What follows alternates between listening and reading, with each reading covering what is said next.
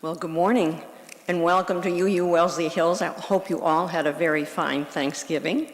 I am Kathy Kaufman, a member here for 47 years and your worship associate this morning. Please rise in body and or spirit and join in singing our opening hymn, Enter, Rejoice, and Come In, number 361 in your gray hymnal.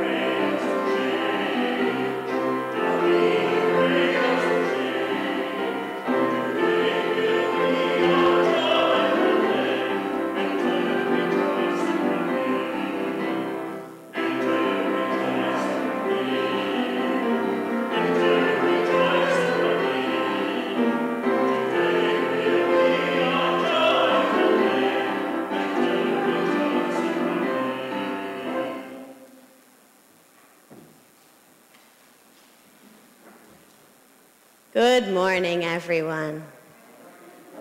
What a joy to be with all of you again today. I'm the Reverend Christana Willie McKnight, and I use she, her pronouns, and it is such a great thing to be able to be with folks. I think this is my third time that I have joined all of you here at Wellesley Hills, and I am now familiar enough with your space and with your people that I was able to get into the right door on the first try. And that's an important, place that a person has come to when you get to know a place. It was very joyful. I want to share a little bit about myself today for those of you I haven't yet met.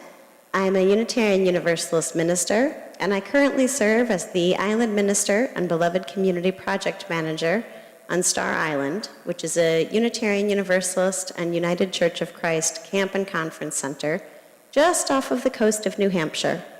Some people, even in Massachusetts, are surprised to learn there's a coast of New Hampshire, but there is. It's very small, but it's there.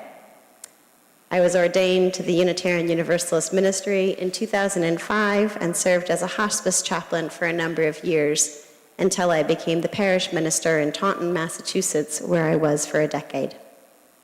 I'm here today after doing a lot of different types of work within the denomination and within the wider world that we live in, particularly around how to serve ministers on the Unitarian Universalist Ministers Association Board of Trustees and the Society for Ministerial Relief.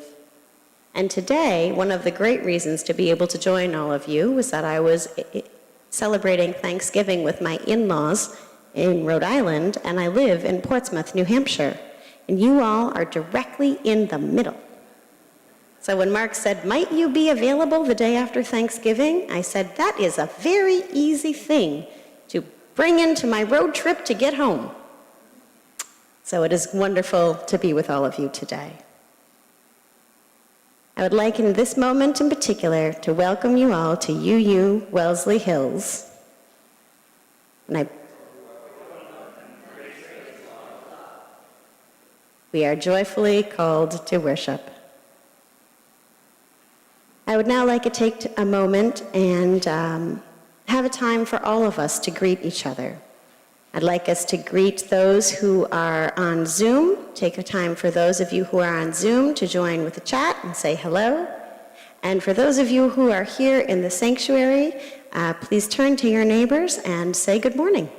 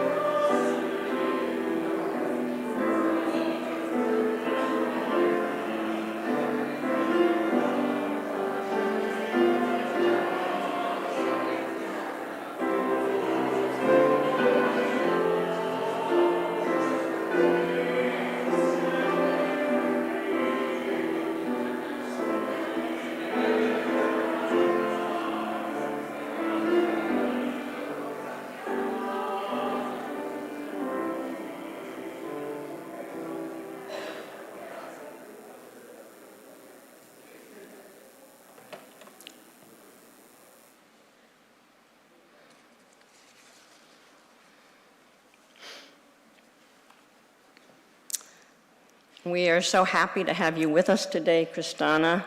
Thank you so much for leading us in worship. I have just two announcements. First, Undecorate the Tree in support of the UU Urban Ministry begins today. This is a yearly and much beloved opportunity to make the holidays a little brighter for those who are not as lucky as we. Please see Tricia Johnson during social hour for more information and to sign up to help. And second, the men's breakfast is tomorrow at 8:30 at the Maugus. I'm wondering when the women's breakfast will begin. Now, as we deepen into worship, I'd like to invite Reed up to light our chalice. The flaming chalice is not only a shining symbol of our Unitarian Universalist commitment to a religious pluralism and humanitarian principles, but also a much-needed light shining into our world. We light it on our altar each Sunday and anytime we gather as a community. If you are watching from home and have a chalice on hand, you may want to light yours now. The words for our chalice lighting are spoken in unison. You will find the words printed in your order of service or appearing on your screen. Please join me in saying them as Reed lights our chalice. We light this chalice to illuminate our faithful way forward as an inspirational community of hope. Together we seek spiritual growth, we strive for just and responsible action, we dedicate ourselves to leading lives of compassion and purpose.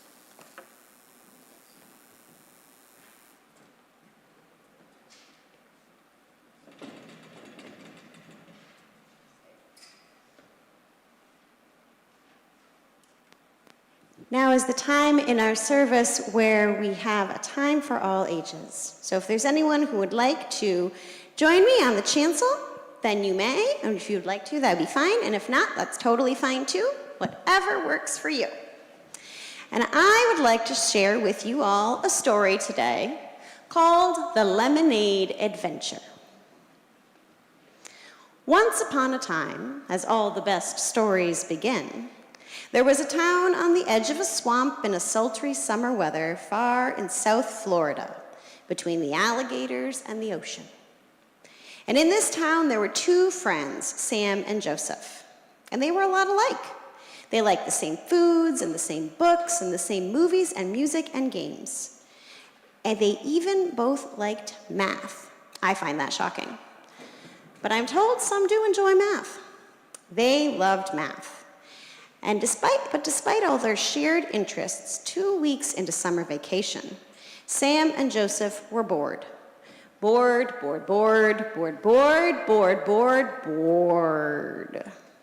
Bored for supper, bored for lunch, bored for breakfast, bored in between. Bored with books and movies and television and games and music and the internet, and definitely bored with each other. I'm bored, Sam said. I'm bored, Joseph said. Why am I here with you? Sam asked. You're so boring. I'm not boring, Joseph said. You're boring. But they were so bored they couldn't even move away from each other. They sighed and laid on the ground and were unable to even open the chips next to them because the boredom prevented their fingers from moving. Then Joseph's father's car pulled up, and quick as a flash, the door was opened and Joseph's father ran out, shouting, boys, gotta run, dropping off Grandpa Jeff. I gotta go, see you later.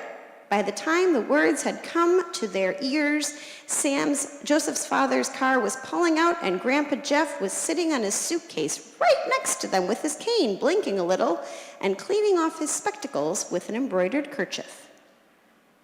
Sam and Joseph looked at each other and looked at Grandpa Jeff. This was something new. They couldn't figure out what was this new thing, part of their world.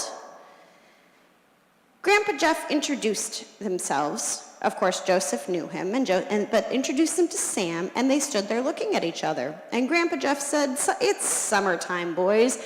What are you doing for fun? Sam and Joseph looked at one another. Fun? We had fun, but it's gone now. Now we're just bored. Bored? Said Grandpa Joseph. Bored? You should probably get some boards, and some hammers and some nails and some paint. Come on, boys, let's go find what we need. A brief while later, they were all hammering the boards together and painting. The boys asked Grandpa Jeff what they should paint. He shrugged his shoulders and said, I don't know what you should paint. You have colors and patterns and ideas. Show them to the world. And so they did. And as they did, Joseph and Sam realized they were not bored. They were excited. That evening, they ate a delicious dinner, and they had tomato sandwiches, and they laughed and talked with Grandpa Jeff about the heroes and the movies and the transforming action figures, and they heard his adventures, and they said, we want to know more of them. Tell us more. So Grandpa Jeff did. He told them of fixing engines and splitting wood, of wandering lost in a desert and meeting his true love. Joseph and Sam hoped their lives might be just as exciting as Grandpa Jeff's was. And at the end of the day, they thanked him for all these grand adventures and gifts. And he said to them, boys, every person has gifts and ideas and stories. Every person has adventures. Some people know how to tell them, and some people have a special gift for coaxing them out of somebody else. But to have an adventure is always within your power. The boys went to sleep, having stored these words somewhere, but dreaming of the adventures they had heard and told. And the next day, they asked Grandpa Jay what they would do with what they had built. And they started to talk about what they might do. So they set up a lemonade stand, and then the utility crew was working on the electrical lights, and they brought the lemonade, and the boys got to know the people working on the utility crew. And as Grandpa Jay was leaving at the end of the weekend, the boys said to them, "Oh, please don't leave. We want you to stay here. We hated being bored, but you fixed it. Please stay with us so that you can keep fixing it." Grandpa Jeff put down their hands and looked at them steadily. "Boys, boredom is a choice. You each have gifts and ideas, and so do all these people that you have met this weekend. The beginning of an adventure is always within your power. When I came here, I had forgotten that, and you boys reminded me. Thank you and goodbye." We have so much to learn in this world, but we can remember with gratitude all the ways that we can make choices, and that an adventure, whatever it may be, is always the choice of ours to make, just around the corner.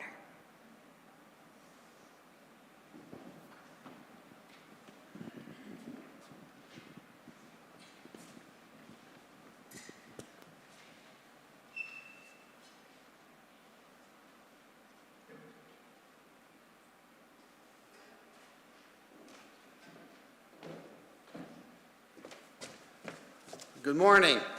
Let me be the last to wish you happy Thanksgiving for 2025. Each Sunday, this congregation collects a weekly offering as part of the larger spiritual practice of generosity. Climate justice is our theme for November, and this week our plate collection will go to Sustainable Wellesley. Sustainable Wellesley is an all-volunteer, nonprofit organization that engages residents, businesses, and the town of Wellesley to take sustainable actions to protect our climate, reduce pollution of air, land, and water, preserve biodiversity, minimize waste, and ensure environmental justice. They encourage actions required for sustainability in Wellesley and the surrounding area through events and campaigns. They also outline actions that individuals can do to help the environment in areas such as living lighter, reducing waste, traveling smarter, landscaping greener, and spending wiser. See their website for practical tips, including guidelines on how to not waste food during the holidays. Your donation can be made either electronically or by plate collection that will be passed. If you want to make an online payment, visit the online giving page on our website. Once there, be sure that the plate collection is selected from the drop-down menu. If you write a check, please remember to put Sustainable Wellesley on the memo line. Your generous donations will continue to help the local organizations fight for environmental causes, such as they recently did with helping to put off the contentious House Energy Bill that would weaken the state's climate mandate.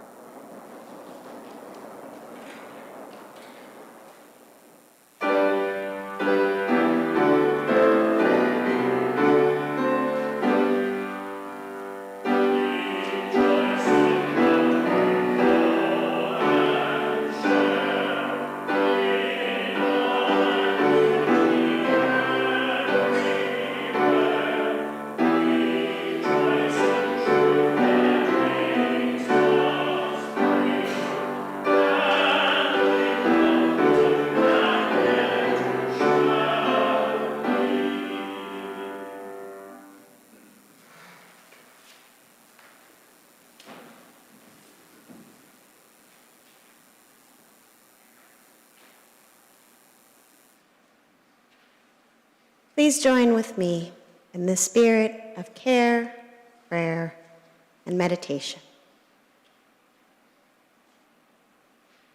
We gather today as a community, those of us here in the sanctuary and those joining online, as part of something greater than any one of us can do individually. We gather today in gratitude after a weekend of celebration, of intentionally giving thanks, of remembering the amazing, astonishing gifts that we have, not the least of which being drawing breath each and every morning. We gather today in joy for the celebrations that we have shared, and in sorrow for those who are not with us.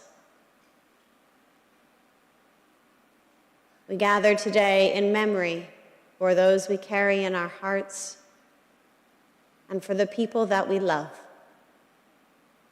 Some who are separated by distance, by relationship, and sometimes by death. We carry today in this season of remembrance the knowledge that they may be gone but are not forgotten.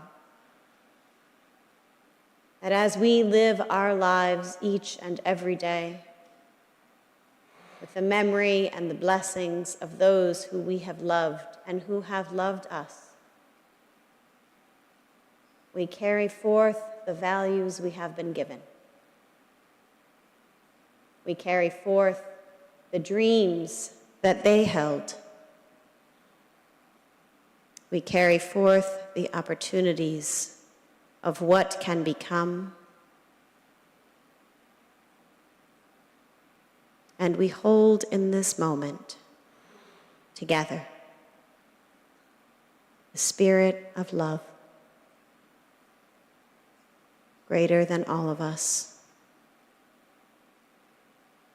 larger than we can imagine.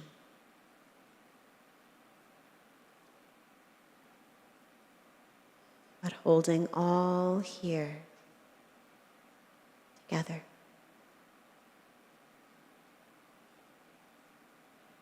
Let us take a moment of reflection.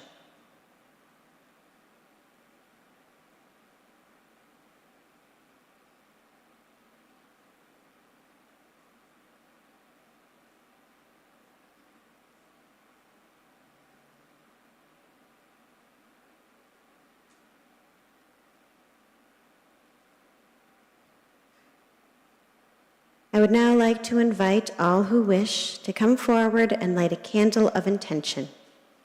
If you are comfortable, please tell us what person or place this intention is for you, and we will carry them in our hearts.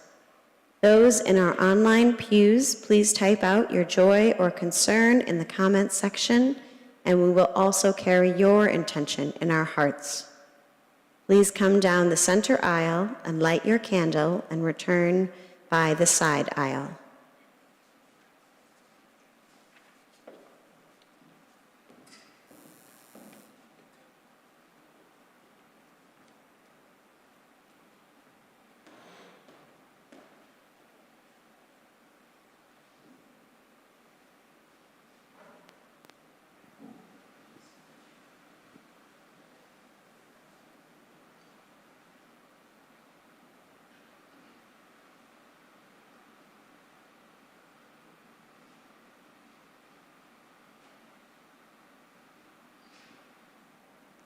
This is a candle of joy at the birth of our first grandniece on Thanksgiving Day.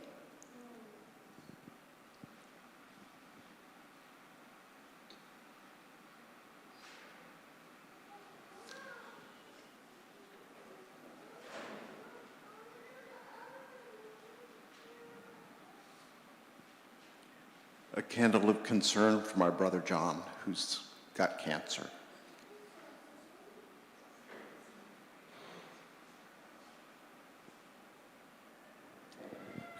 concern for the family and friends of Elliot Glixler, a former colleague.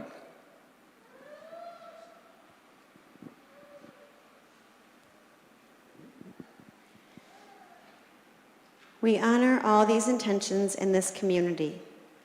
Alongside these, we know are certain joys and sorrows that remain private this hour. Those too have a rightful place here.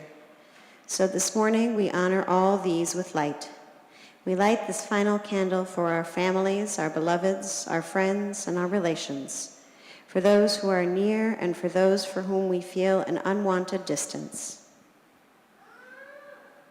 For the newborn, for the elderly, for all the wounded children. May this candle inspire us to use our powers to heal and not harm, to help and not hinder, to bless and not curse. May its radiance pour out upon our hearts and spread light into the darkened corners of the world.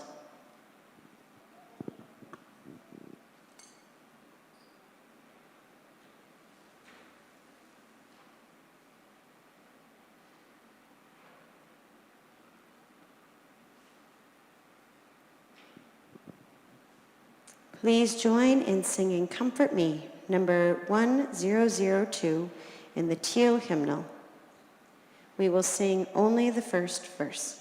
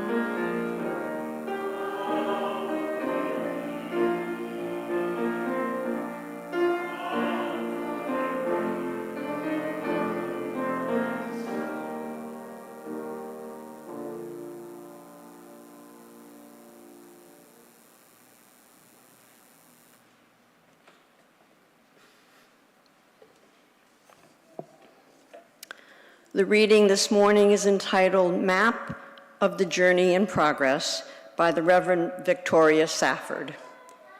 Here is where I found my voice and chose to be brave. Here is a place where I forgave someone against my better judgment, and I survived that, and unexpectedly, amazingly, I became wiser. Here's where I was once forgiven, was ready for once in my life to receive forgiveness and to be transformed. And I survived that also. I lived to tell the tale.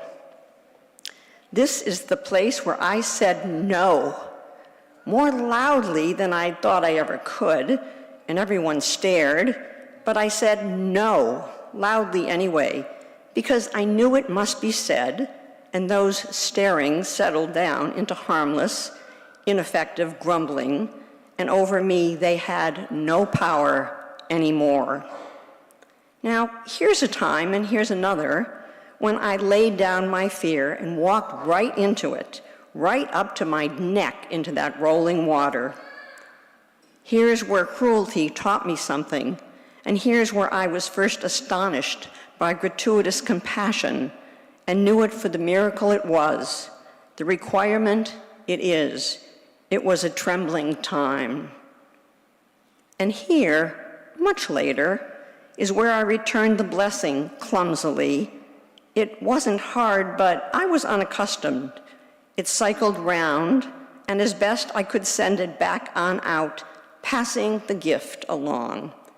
This circular motion, around and around, has no apparent end. Here's a place, a murky puddle where I stumbled more than once and fallen. I don't know yet what to learn there. On this site, I was outraged, and the rage sustains me still. It clarifies my seeing. And here's where something caught me, a warm breeze in late winter, birdsong in late summer.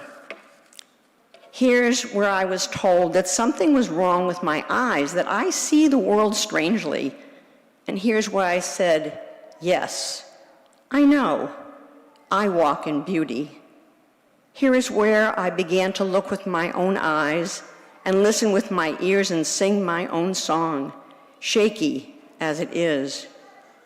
Here is where, if by surgeon's knife, my heart was opened up, and here, and here, and here, and here, these are the landmarks of conversion.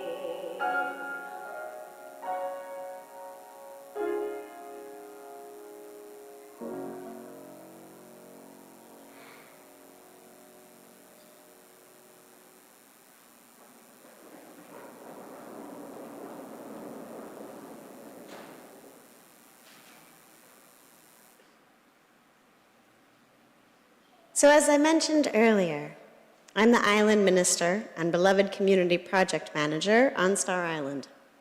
I recognize a few of you from being on the island. It's lovely to see you on the mainland.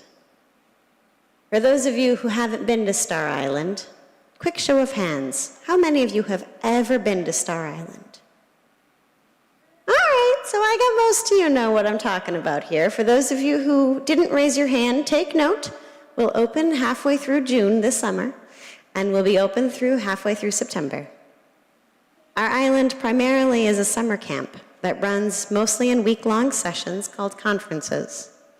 The conferences begin, as I said, in mid-June and run through the middle of September. And nearly every week during the summer is full of joy.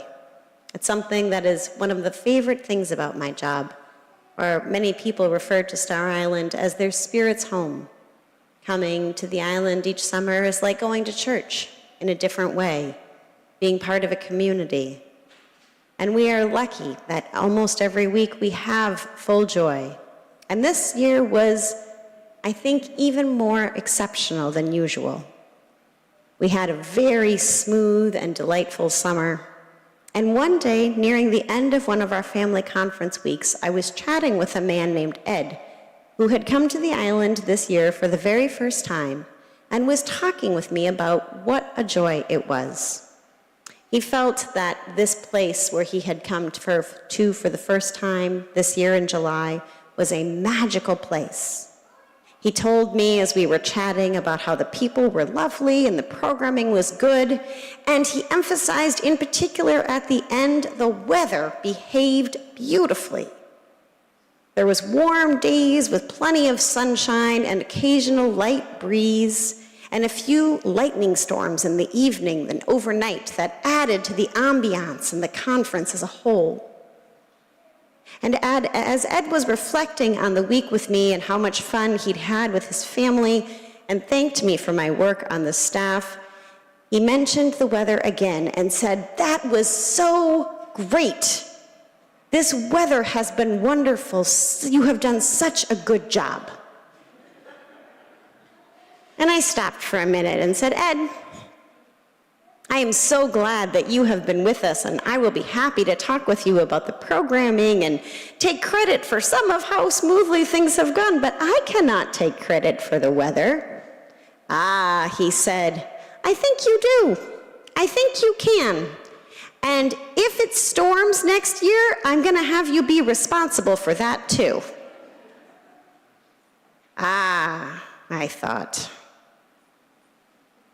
Ed and I went our separate ways, and I'm glad to say that he continued to enjoy the rest of his stay on Star Island, thinking about what it was for his family and for himself to be part of this kind of community that he had never been part of before.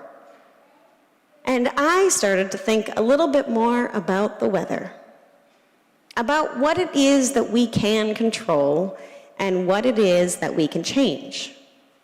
And I remember back to 2 summers ago, where we had one week where it rained literally the entire time, from the moment the boat docked on the island until it pulled away. And the frustration of the people that week, the workshop leaders who had planned a scavenger hunt, and the kids who ran around getting totally soaked and covered with mud. I remember my own frustration as I went through pair of pants after pair of pants, trying to stay dry on an island that was built for outdoor living, and feeling anger that I should, in fact, be able to blame someone for the problems we had with the electricity when the storm got really bad. But the truth of the matter is that there are some things, as all farmers and most of us who experience every day know, including the weather, which is outside of our control. There are things that are outside of our control so much of the time. The world around us, the substances we may encounter in our lives, how they impact us, and even other human beings. I was about 21 years old when I became intimately acquainted with a prayer that's widely known in our country as the Serenity Prayer. Are any of you familiar? A couple of you? Yes. At that time, I became familiar as my brother had been using various drugs and substances for several years.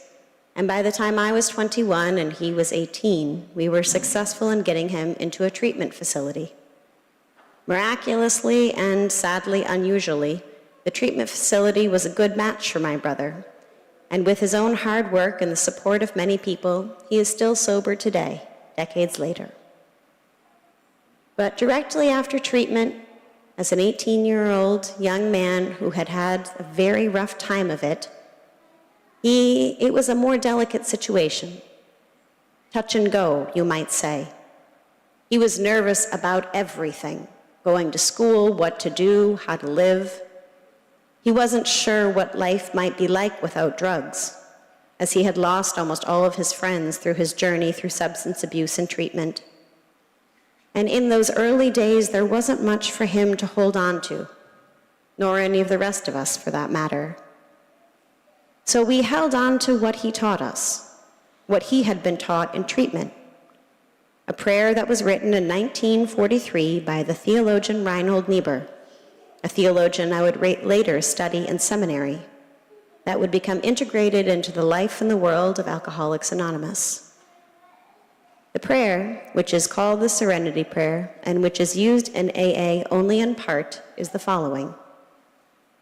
God, grant me the serenity to accept that which I cannot change, the courage to change what I can, and the wisdom to know the difference. There are many variations of it, but that is the section of it as it was originally written. And it was those 3 lines that became key to my brother's life in those days, and as such in all of our lives. My brother put the Serenity Prayer up all over in the house, in mirrors, so that whenever he looked at himself, he would remember there were some things he was powerless over. He put copies of it in the front covers of his school books and on his computer, in his car and on the sides of his speaker. I remember talking to him, maybe 6 months after he'd gotten home, about why the Serenity Prayer meant so much to him at that time, and him telling me it is the most important thing I can remember. Though the Serenity Prayer can be very moving and relevant for those who are in AA, which is an organization that has adopted it as part of its practice, it was actually written for an entirely different purpose. Reinhold Niebuhr, the minister who was the author of the Serenity Prayer, was the son of German immigrants who became active as theologian and minister on the eve of World War I. By World War II, he was struggling with the nature of evil in human beings, and more than that, how humans face the world and live in to make the choices we make. Author Susan Schieffer wrote in her article, The Secret History of the Serenity Prayer, the following words. When he wrote it, Niebuhr was particularly haunted by the decisions made by his closest friends and fellow teachers at New York's Union Theological Seminary, Paul Tillich and Dietrich Bonhoeffer, whose responses to the war in their homeland were very different but equally faithful. Tillich served as a chaplain in the trenches and also made radio addresses against the Nazis on behalf of the State Department of the United States, while Bonhoeffer chose to return to Germany and, among other things, was part of a plot to assassinate Adolf Hitler.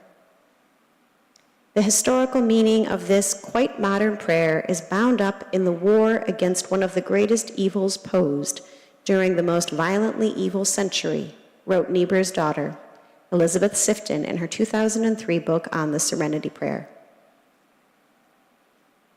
The original version of this prayer, which has gone so many places and been seen in so many contexts, was originally delivered right here in Massachusetts, in a sermon delivered by Niebuhr at a tiny Union church in Heath, a farming village where he summered with his family. At the time, the United States was still mired in the war on the Western Front. Though the German army had recently been defeated in the Battle of Stalingrad, the genocide of Europe's Jews was still in full swing, and few people at the time had realized that the tide had turned against the Third Reich. What would become, was his question, of German Christianity, the legacy of Martin Luther and the Reformation, in a Germany where theologians and church leaders had either been outlawed or co-opted by evil? And what should or could prominent dissidents like Niebuhr, Tillich, and Bonhoeffer do about it, faced with the beloved homeland that they were part of being destroyed from within? being corrupted, some might say, to the soul by the decisions that their leaders were making and by the people there in that country choosing to engage with. When a person is guided by their moral authority, by their understanding of what they think their values are in the world and how we live out those values, to watch them be destroyed in a place that we love is very, very hard.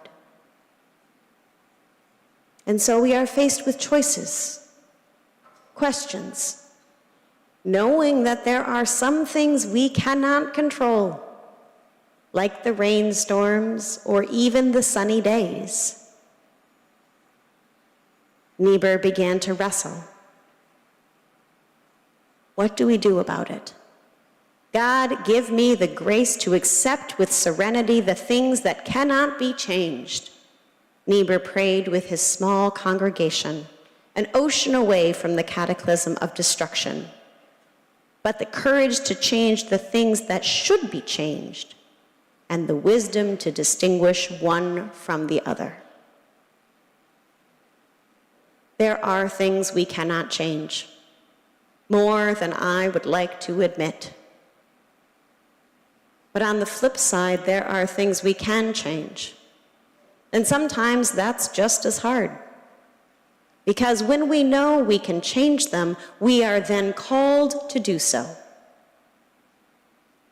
When we are faced with a situation where our actions can make a difference, as people of faith, those are values we must act upon. It's a hard thing.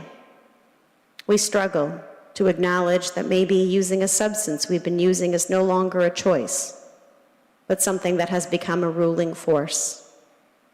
We struggle with the reality that we can't control the weather or the way that our brain is wired, or, in many ways, the world political stage. And that can be hard, and it can be overwhelming. But I think the magic of the Serenity Prayer, the magic that Niebuhr wrote into words here in Massachusetts, the reason that that little prayer gave my brother such hope on those hard early days, the reason it's been reprinted time and time again, is not just because of accepting that which I cannot change, though that is vital and important, but the marriage of that with the courage to change what I can. I had a professor in graduate school who used to tell me, if you don't see that a choice is there, it does not exist. Part of the job of faith is to help people see the choices that are possible, but that might not have been visible to them. With faith, the world opens. We are able to see things because we can believe in the possible. Because we can believe in the souls that are in each of us. When I was a young child growing up in Minneapolis in a UU Sunday school, we used to call it the spark within. And in probably an alarming violation of fire code, they would give us candles and say, "Walk with your spark." And we would all walk around as 10-year-olds in Sunday school spaces. I know, I would hold my head too. But, we embrace that glorious reality of the soul. And with the knowledge that all of us here and all of them out there are holy and beloved, we can see choices. The choices that frame the world we live in and the life we are going to live. For another truth that Niebuhr was living into every day, that everybody was in this world in 1943, is that none of us are going to be here forever. We are on this earth for a finite period of time, a period of time that none of us know, but we know it is limited. And I think that knowing it is limited can be helpful because it helps us to feel, to understand on the deepest level that we are on a journey. A journey wherein choices are made, but a journey, as our reading talked about this morning, where we are always changing, always growing, always having new experiences, and as such, a new reality in this world. We have choices on how we spend our time, on how we react to situations. We have choices about starting the day with gratitude or starting with resentment. We have choices about how we will interact with the person who cuts us off on the freeway, and how we will respond to the child questioning, "Will you still love me if I'm different?" We have choices about how we see people's motivations and challenges. These are all things that are within our control.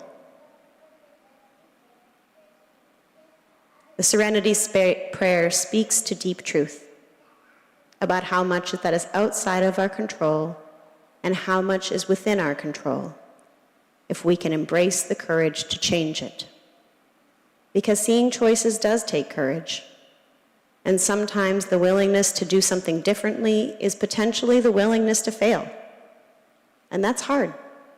Most of us don't like to fail.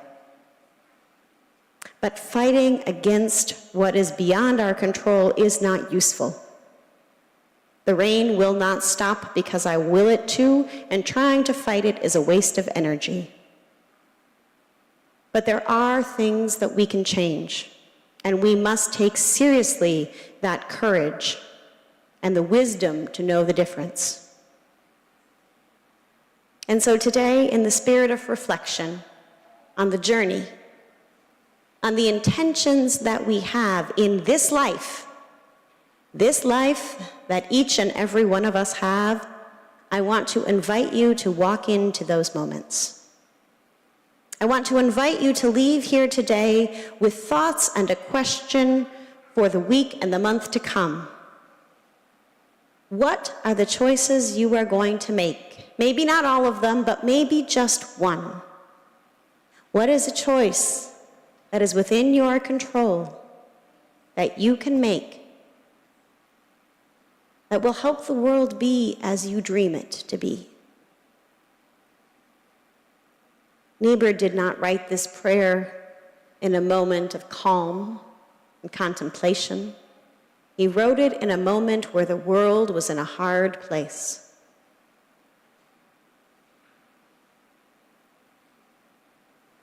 We are in a hard place sometimes. But the choices we make change how that world goes forward. So I invite you to think of that today, knowing there are things none of us can change. What will you change today? And how will you live out your own journey? To live with intention, to make the choices we can to create the world we dream of. May it be so. Please rise for our closing hymn, number 21, For the Beauty of the Earth, in your gray hymnal.